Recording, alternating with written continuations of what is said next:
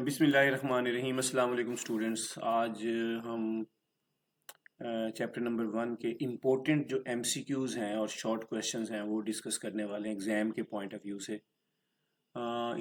इन chapters की complete video जो है ना मेरे चैनल के ऊपर अवेलेबल है। आप यहाँ पे पिग्स बीट्स स्किल्स डेवलपमेंट ये चैनल यूट्यूब का चैनल है और आप इसको सर्च कर सकते हैं और यहाँ से आप सारी वीडियोज़ को देख सकते हैं। तो ये जो हमारा आज का जो लेक्चर है इसमें हम डिस्कस करेंगे कि चैप्टर नंबर 1 के जो इम्पोर्टेंट एमसीक्यूज़ हैं और शॉर्ट क्वेश्चंस हैं उनको हम डिस्कस करेंगे। ये वीडियो सिर्फ 15 से 20 मिनट की वीडियो होगी और होपफुली कि इसमें तकरीबन कोई 50 एमसीक्यूज़ हैं जो इम्पोर्टेंट एमसीक्यूज़ हैं, जो बुक की एक्सरसाइज है। आपके पास जो कंप्यूटर साइंस आईसीएस की जो बुक है पार्ट 1 की, उससे ये एमसीक्यूज़ लिए गए हैं और आप इनको अच्छे से अंडरस्टैंड करें। अच्छा, इसके अलावा मज़ीद अगर आपने एडवांस लेवल के प्रैक्टिकल बेस एमसीक्यूज़ हैं और वो सिनेरियो रियल वर्ल्ड सिनेरियोज़ हैं, वो भी मैं इसके बाद इस वीडियो के बाद उसकी भी एक वीडियो बनाऊंगा, वो भी लाजमी देखिएगा। लेकिन इनिशियली आप अभी स्टार्ट यहाँ से करें और इसको अंडरस्टैंड करें। चलिए लेक्चर को स्टार्ट करते हैं। अच्छा, इसकी वेटेज अगर हम देखा जाए तो इस चैप्टर में से 3 एमसीक्यूज़ आएंगे, एग्जाम में से 4 शॉर्ट क्वेश्चंस आएंगे। तो टोटल मिला के आपके पास क्या है 11 मार्क्स हैं जो इस चैप्टर से इंक्लूड होंगे एग्जाम में। चलें जी, अब सबसे पहला जो एमसीक्यूज़ है इसको हम स्टार्ट करते हैं। SDLC mainly helps in delivering software with N expected quality time and budget. तो उसमें हमारे पास कौन सा ऑप्शन इसका सही होगा? तो इसमें हमारे पास क्या है, क्वालिटी सॉफ्टवेयर। जो क्वालिटी सॉफ्टवेयर है वो सॉफ्टवेयर होता है जो आपके पास विद इन एक्सपेक्टेड क्वालिटी हो, टाइम हो और बजट के अंदर हो, उसको हम क्वालिटी सॉफ्टवेयर बोलेंगे। अच्छा, उसके बाद है जी एमसीक्यूज नंबर 2 है रिक्वायरमेंट्स गैदरिंग इज डन।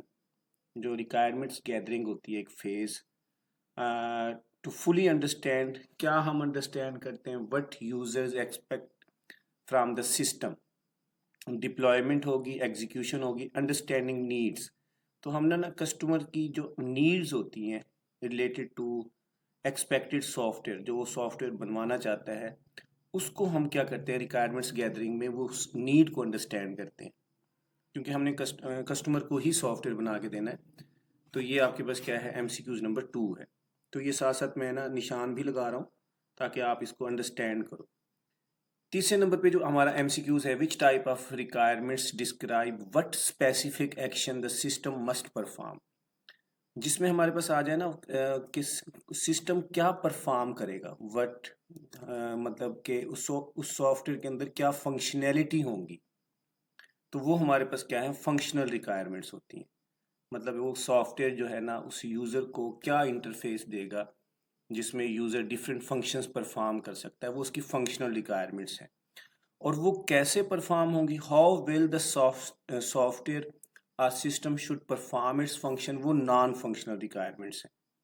यानी जो बैकएंड की रिक्वायरमेंट्स हैं, सिस्टम की परफॉर्मेंस है, उसकी जो स्पीड है, उसकी रिलायबिलिटी है, उसकी सिक्योरिटी है, उससे रिलेटेड जो रिक्वायरमेंट्स होंगी कि सिस्टम कैसे परफॉर्म करेगा, जहाँ पे हाउ आ जाए वो नॉन फंक्शनल रिक्वायरमेंट्स होती हैं। वट जहाँ पे लिखा हुआ आ जाएगा तो आप वो कौन सी रिक्वायरमेंट्स हैं, वो फंक्शनल रिक्वायरमेंट्स हैं। अच्छा, उसके बाद जी हमारे पास है एमसीक्यूज नंबर 5 है a requirement like system should handle 1000 users is a performance related requirement. तो वो परफॉर्मेंस रिलेटेड रिक्वायरमेंट्स कौन सी होती हैं, वो सिस्टम की जो बैकएंड के ऊपर होती हैं, वो नॉन फंक्शनल रिक्वायरमेंट्स होती हैं। तो उसके बाद हमारे पास अगर हम नेक्स्ट एमसीक्यूज नंबर 6 की तरफ जाएं तो इसमें हमारे पास क्या है, phase focuses on planning system structure and overall architecture. कहाँ पे हमारे पास हम प्लानिंग करते हैं, सिस्टम स्ट्रक्चर बनाते हैं और किस फेज में ओवरऑल स्ट्रक्चर को क्या करते हैं, हम उसको बनाते हैं और उसकी प्लानिंग करते हैं। वो हमारे पास डिज़ाइन है, कोडिंग है, एग्जीक्यूशन है, ट्रेनिंग है। तो वो हमारे पास क्या है डिज़ाइन फेज होती है, that is a design phase, जिसमें ओवरऑल आर्किटेक्चर बनाया जाता है और सिस्टम का स्ट्रक्चर बनाया जाता है, उसके ऊपर ये फोकस करते हैं। तो ये this is the third phase, हमारे पास जो है ना ये थर्ड फेज होती है जिसमें हम सारा काम कर रहे होते हैं। अच्छा, उसके बाद हमारे पास जो नेक्स्ट हमारे पास जो फेज़ है, which phase involve writing actual program instruction from the prepared design. जब हमारे पास डिज़ाइन हमने कंप्लीट बना लिया, उसके बाद की जो फेज़ कौन सी होती है, जिसमें हम अपने कोड को, एक्चुअल कोड को, प्रोग्राम को, इंस्ट्रक्शंस को राइट करते हैं, that is coding. Coding phase होती है, इसको डेवलपमेंट फेज़ भी बोलते हैं। और होपफुली स्टूडेंट्स की आपको ये समझ आ रहे होंगे।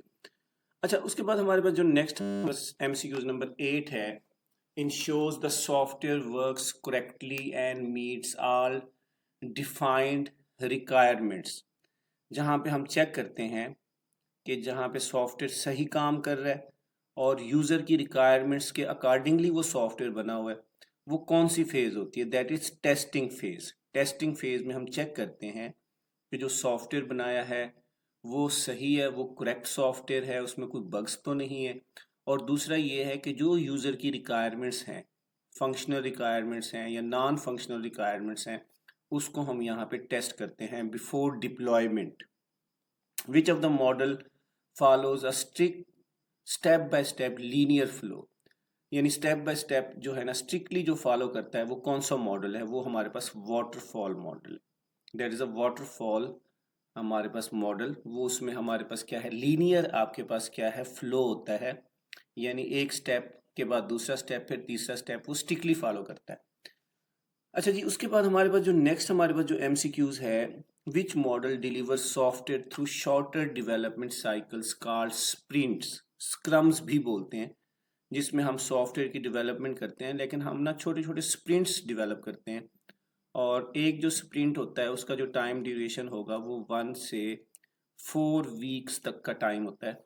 तो वो हमारे पास कौन सी फेज होती है, वो कौन सा मॉडल होता है, मेथोडोलॉजी होती है, दैट इज अजाइल मेथोडोलॉजी। हमारे पास यहाँ पे बी वाला ऑप्शन है।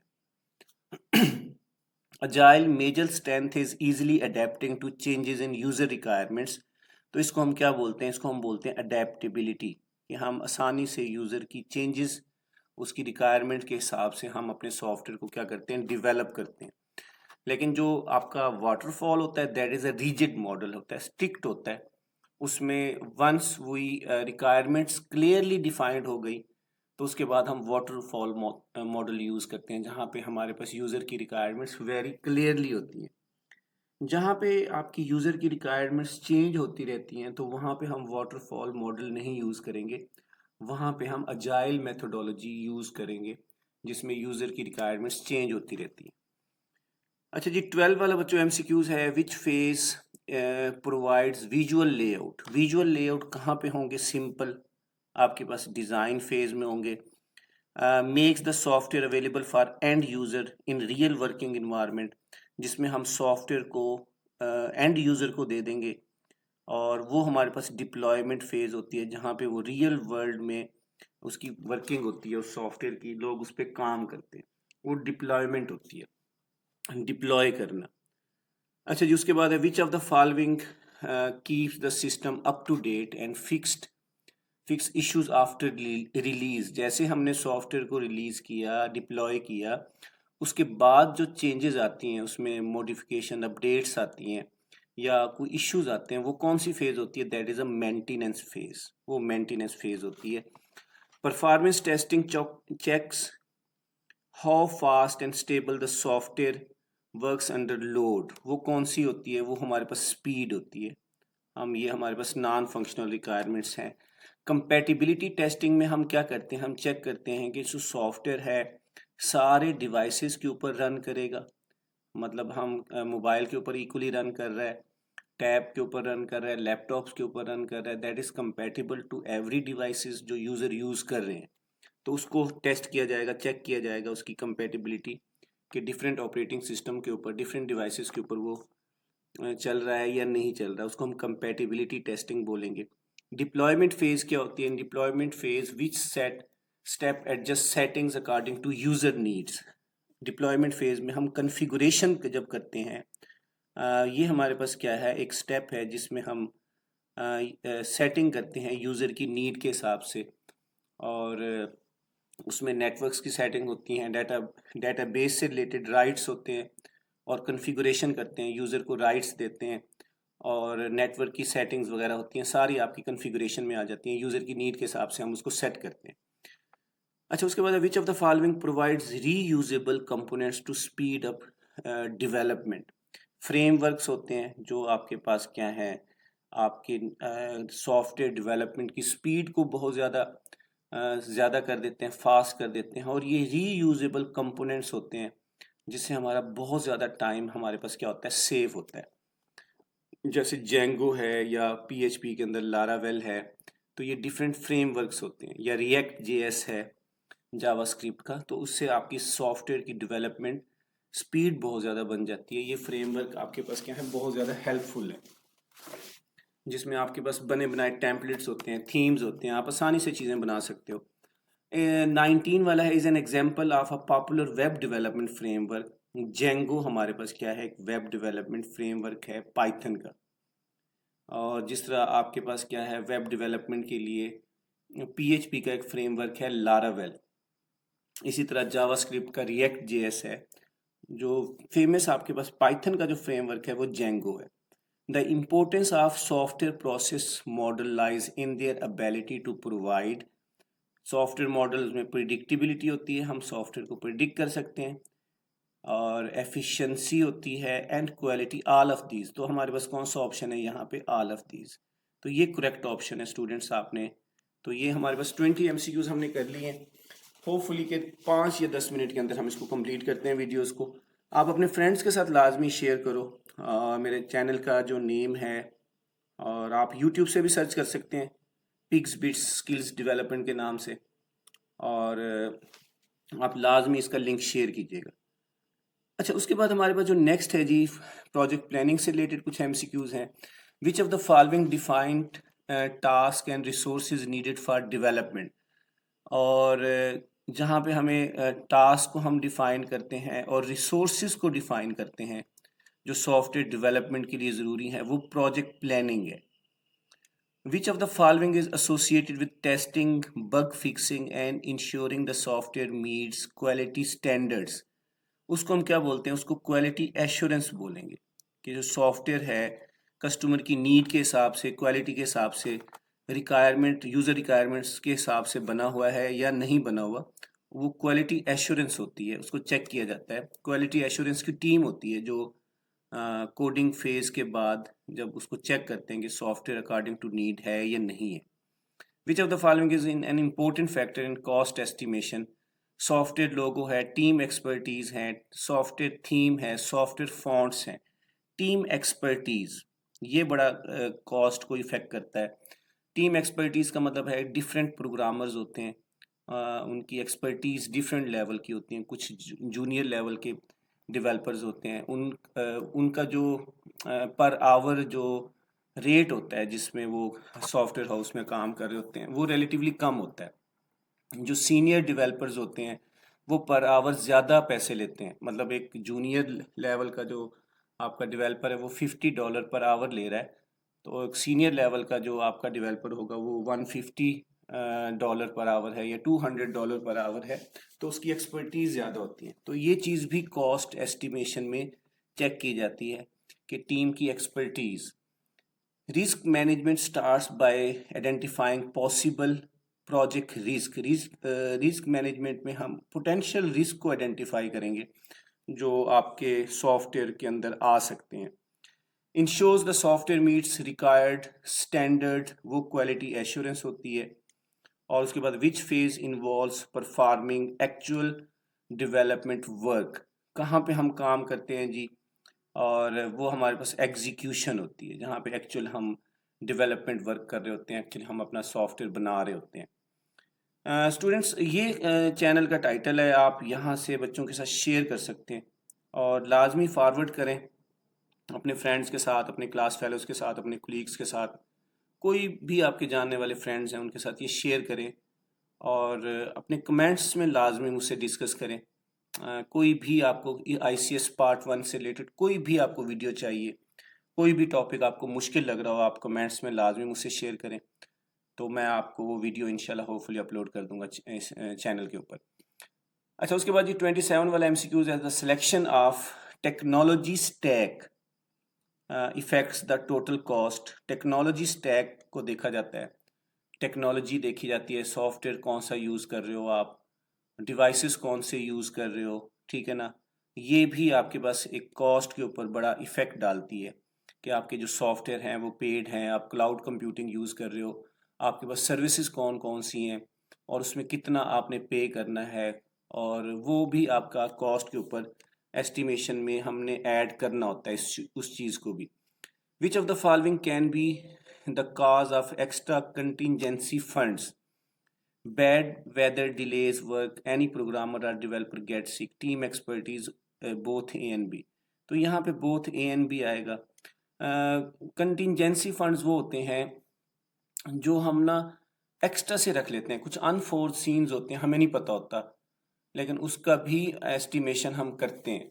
मतलब कि जैसे फॉर एग्जांपल हम जब घर से निकलते हैं कुछ ना कुछ हमारे पैसे हमारी जेब में होते हैं, वो इसलिए होते हैं कि ताकि कुछ भी मसला हो सकता है, कोई भी प्रॉब्लम हो सकता है। तो यहाँ पे भी ऐसे है, कुछ फंड ऐसे होते हैं जो फॉर एग्जांपल एक प्रोग्रामर है अचानक बीमार हो जाता है, तो उसकी जगह फिर कोई और प्रोग्रामर हम फ्रीलांसर हायर करते हैं, ठीक है, आउटसोर्स करते हैं उसको। तो उसके लिए या कोई बैड वेदर डिलेज वर्क या मौसम ख़राब हो जाता है जो हमें पहले से प्लानिंग का हिस्सा नहीं होते, लेकिन वो अनफोर्सीन्स होते हैं और जिनकी वजह से आपका सॉफ्टवेयर की डेवलपमेंट रुके ना, तो इसलिए एक एक्स्ट्रा से फंड्स होते हैं, वो भी कॉस्ट एस्टिमेशन के अंदर हम ऐड करते हैं, जिनको हम कंटिजेंसी फंड्स बोलते हैं। तो ये आपके पास बोथ ए एंड बी वाला ऑप्शन करेक्ट है। अच्छा, उसके बाद जो डिज़ाइन पैटर्न्स के जी कुछ एमसीक्यूज हैं। सिंगलटन पैटर्न क्या होता है, उसमें एक चीज़ एक ऑब्जेक्ट का इंस्टेंस एक दफ़ा क्रिएट होता है और उसको फिर हम बार बार डिफरेंट जगहों पे यूज़ कर सकते हैं। तो हमारे पास one object instance exist throughout the program. ये हम आगे डिटेल से इसको डिस्कस करेंगे। इसके बिल्कुल रियल वर्ल्ड जो प्रैक्टिकल आपके ऑब्जेक्ट इसके ऑब्जेक्टिव्स हैं, एमसीक्यूज हैं, मैं एक और वीडियो में आपसे शेयर करूंगा। ये मैं अभी सिंपल वीडियो आपसे आंसर्स के साथ, क्वेश्चंस के साथ मैं आपसे ये वीडियो अपलोड कर रहा हूँ ताकि आपकी एग्जाम्स की आप अच्छे तरीके से उसको प्रिपेयर करो। तो सिंगलटन पैटर्न में यही होता है कि एक चीज़ एक दफ़ा बनाई जाती है, उसको बार बार हम रीयूज़ करते हैं। जैसे कोई चेयर है, एक दफ़ा बनाई जाती है, हम उसको बार बार इस्तेमाल करते हैं। एक कोड को एक दफ़ा लिखा जाता है और उसको फिर मल्टीपल लोकेशंस के ऊपर मल्टीपल लोगों के साथ मल्टीपल मल्टीपल मॉड्यूल्स में उसको यूज़ करते हैं। रीयूजिबिलिटी होती है इसकी। अच्छा, which pattern handles object creation without showing creation detail, वो फैक्ट्री पैटर्न होता है जिसमें हम यूज़र से कुछ इंफॉर्मेशन को हाइड करते हैं कि वो चीज़ कैसे बनी है, वो उससे हाइड की जाती है। उसको एक्चुअल प्रोडक्ट ही दिखाया जाता है, एक्चुअल उसकी वर्किंग ही दिखाई जाती है जिस पे वो काम कर रहा है।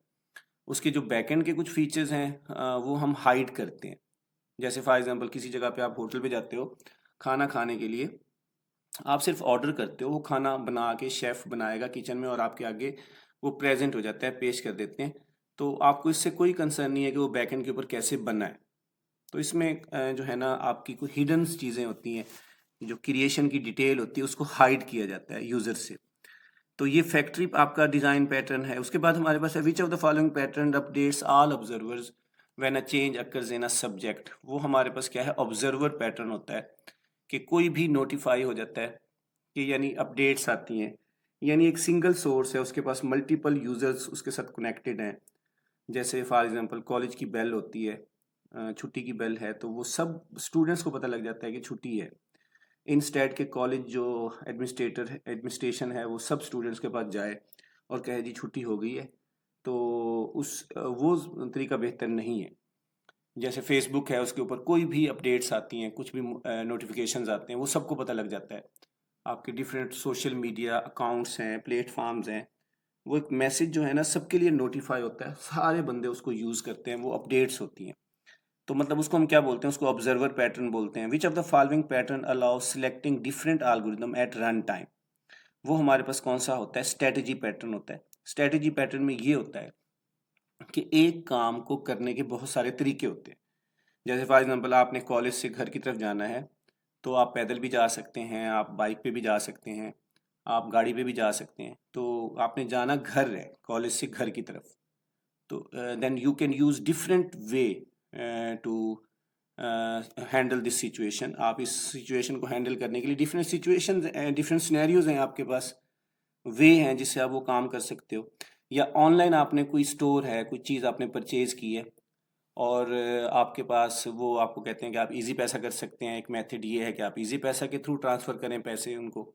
दूसरा ये है कि वो कहते हैं जैज़ कैश करें, वो कहते हैं बैंक ट्रांसफ़र करें। तो आपके पास तीनों ऑप्शन अगर आपके पास अवेलेबल नहीं है, आप कहते हैं कैश ऑन डिलीवरी है, तो वो फोर्थ ऑप्शन भी मौजूद है। मतलब कि आपने ना स्ट्रेटजी पैटर्न में एक काम करने के बहुत सारे तरीके होते हैं। तो ये आपका स्ट्रेटजी पैटर्न है। Design pattern helps improve the structure and reusability. और उसके बाद हमारे पास जो लास्ट में बच्चों डिज़ाइन पैटर्न से रिलेटेड है, which of the following can be application of design pattern in software design, reducing code complexity, enhance code reusability, improving communication among developers, all of these। तो all of these option है, ये सारे आपके पास क्या है, इसकी applications हैं, इसके usages, इसके benefits हैं। अच्छा, उसके बाद जी एक और हमारे पास लास्ट में हमारे टॉपिक्स हैं चैप्टर नंबर 1 के, उससे रिलेटेड MCQs हैं। ये हमारे चैप्टर नंबर 1 के होपफुली के सारे MCQs हम कवर कर रहे हैं। 35 वाला is the process of finding and correcting software errors, उसको हम डीबगिंग बोलते हैं, हर बच्चे को पता है। Which allows developers to test code and identify issues. Debuggers हमारे पास ऐसे टूल्स होते हैं, GDB है जैसे, जो हमें कोड को हम इश्यूज को आइडेंटिफाई करता है। अच्छा, उसके बाद हमारे पास क्या है जी, नेक्स्ट है help to check variable values while program runs. Print statement है, हम यूज़ करते हैं, जिससे हम किसी भी वेरिएबल की वैल्यू को चेक करेंगे जब प्रोग्राम हमारा रन होता है। Which of the following helps other developers to detect mistakes and improve quality. Code review होता है, जिसमें हम अपने कोड को दूसरे सीनियर प्रोग्रामर से चेक करवाते हैं। जैसे फॉर एग्जांपल स्टूडेंट्स हैं, अपने कोड को लिखते हैं और टीचर को कहते हैं सर काइंडली इसको रिव्यू करें, इसको देखें ये सही है, इसमें कोई मिस्टेक्स हैं आप बताएं। तो एक्चुअली हमने आइडेंटिफाई करनी होती है मिस्टेक्स को। प्रिंट के थ्रू हम देख सकते हैं, हम कोड रिव्यू करवा सकते हैं सीनियर डेवलपर से, सीनियर प्रोग्रामर से अपने कोड को चेक करवा सकते हैं और उनका एक्सपर्ट ओपिनियन ले सकते हैं उसमें, उसको कोड रिव्यू बोलते हैं। अच्छा जी, which kind of testing checks each smart part of the software separately. उसमें यूनिट टेस्टिंग होती है, ये सब बच्चों को पता है। यूनिट टेस्टिंग है, इंटीग्रेशन टेस्टिंग है, सिस्टम टेस्टिंग है, एक्सेप्टेंस टेस्टिंग है और रिग्रेशन टेस्टिंग है। डिफरेंट टेस्टिंग होती है, टाइप्स होती हैं। यूनिट टेस्टिंग में सेपरेट यूनिट को, सॉफ्टवेयर को चेक किया जाता है और यूज़र की रिक्वायरमेंट के हिसाब से। इंटीग्रेशन टेस्टिंग में क्या होते हैं, उन आइसोलेटेड यूनिट्स को हम कंबाइन करते हैं। सिस्टम टेस्टिंग में कंप्लीट एंड फुली टेस्टिंग होती है सॉफ्टवेयर की और उसको चेक किया जाता है। और एक्सेप्टेंस टेस्टिंग में ये है कि आपका जो कोड होता है आप एंड यूज़र को देते हो और उसको कहते हो चेक करो, अगर तो कोई एरर होगा तो आप उसको फिर रिग्रेशन टेस्टिंग में दोबारा से उसको इम्प्रूव करते हो और रिग्रेशन टेस्टिंग में उसको एक दफ़ा दोबारा चेक कर लेते हो। तो एंड यूज़र को अपने कोड को चेक करवाना, एक्चुअल जो सॉफ्टवेयर है जिनके लिए वो बनाया हुआ है, और उसको हम बोलते हैं एक्सेप्टेंस टेस्टिंग। 43 वाले जी MCQs हैं, which helps developers to write and edit source code. कहाँ पे जी, प्रोग्रामर्स जो डेवलपर्स आप लोग बच्चों कोड को राइट करते हो वो कोड एडिटर होता है। A compiler converts high level code into machine code. जो कंपाइलर है हाई लेवल कोड को मशीन कोड में कन्वर्ट करता है। Interpreter translates and execute code line by line, statement by statement, एक एक लाइन को वो एग्जीक्यूट करेगा, ट्रांसलेट करेगा। Is a widely use debugger tool GDB। ये एक वाइडली आपके पास फेमस एक डीबगर टूल है जो आपके एरर्स को आइडेंटिफाई करता है। विच इंक्लूड हमारे पास क्या है जी, which include tools for coding, testing and debugging in one place. एक ही जगह के ऊपर आप अपने कोड को राइट भी कर सकते हो और यानी टेक्स्ट एडिटर भी होगा, उसको टेस्ट करते हैं, उसको डीबग कर सकते हैं। वो हमारे पास IDE है, जैसे पाईचार्म है, VS कोड है, ठीक है। और ये हमारे पास IDE है, इंटीग्रेटेड डेवलपमेंट इन्वायरमेंट। ऑफलाइन और ऑनलाइन डिफरेंट आपके पास IDEs होते हैं। जैसे रेपलेट है, वो ऑनलाइन हमारे पास क्या है, एक IDE है, जबकि आपके पास पाईचार्म है, VS कोड है, ये ऑफलाइन होते हैं। PyCharm is a popular development environment for Python के लिए हम इसको यूज़ करते हैं। जबकि VS जो कोड होता है बच्चों, विजुअल स्टूडियो कोड, ये ऑल लैंग्वेजेस के लिए होता है। मोस्टली लैंग्वेजेस के लिए हम इसको यूज़ करते हैं। लेकिन जो PyCharm है हम किसके लिए यूज़ करेंगे? पाइथन के लिए यूज़ करेंगे, जहाँ पे पाइथन के प्रोग्राम्स को हम बनाते हैं, उनको टेस्ट करते हैं, उसको डीबग करते हैं। गिटहब क्या है? Is use to store and manage version controlled code which is popular repository. GitHub क्या है? एक पॉपुलर रिपोजिटरी है जहाँ पे जो कोड होते हैं वो पड़े होते हैं और उनमें हम स्लाइटली चेंज करके हम उसको यूज़ कर सकते हैं। मतलब आपके जो प्रोग्रामर्स होते हैं उनके जो कोड होते हैं वो स्टोर हो जाते हैं और वहाँ से हम उसमें नेक्स्ट कोई प्रोजेक्ट आता है उसी कोड को हम उठा के उसमें थोड़ी सी प्लस माइनस करके हम एक नया सॉफ्टवेयर, नई डेवलपमेंट कर सकते हैं। तो ये एक्चुअली रिपोजिटरी का मतलब है जहाँ पे आपके जो कोड होते हैं जो आपने बनाए होते हैं सॉफ्टवेयर, उनको आप स्टोर करते हो। इस like VS code are examples of offline. कौन सा है जी? इसमें हमारे पास क्या है? like VS Code, Gitpod is like VS are example of offline development platform। ये हमारे पास क्या है? Gitpod हमारे पास क्या है? ये VS Code के जैसे है। तो ए वाला ऑप्शन हमारे पास क्या है यहाँ पे? सही है। तो होपफुली स्टूडेंट्स ये आपके हमारे 50 MCQs हैं। अच्छा, उससे रिलेटेड ये शॉर्ट क्वेश्चंस हैं, ये हम नेक्स्ट वीडियो में बनाएंगे कि व्हाट इज़ सॉफ्टवेयर डेवलपमेंट क्या है। ये एक एक लाइन के, दो दो लाइन के हमारे शॉर्ट क्वेश्चंस हैं, इनको हम डिटेल से डिस्कस करेंगे। ये एग्जाम्स के पॉइंट ऑफ व्यू से बहुत इंपॉर्टेंट शॉर्ट क्वेश्चंस हैं। इस चैप्टर में कोई लॉन्ग क्वेश्चन नहीं है, ओनली MCQs और शॉर्ट क्वेश्चंस हैं। MCQs से रिलेटेड अभी मैंने वीडियो आपसे शेयर की बना के, इसका फीडबैक लाजमी दें, मुझसे शेयर करें और अपने फ्रेंड्स के साथ, अपने कॉलेज जो आपके कॉलेज फेलोज़ हैं, आपके क्लास फेलोज़ हैं, सोशल मीडिया है, इस चैनल को काइंडली उन तक पहुंचाएं, उन तक इसकी इंफॉर्मेशन दें। Much thankful to you. Take care of yourself. अल्लाह हाफिज़।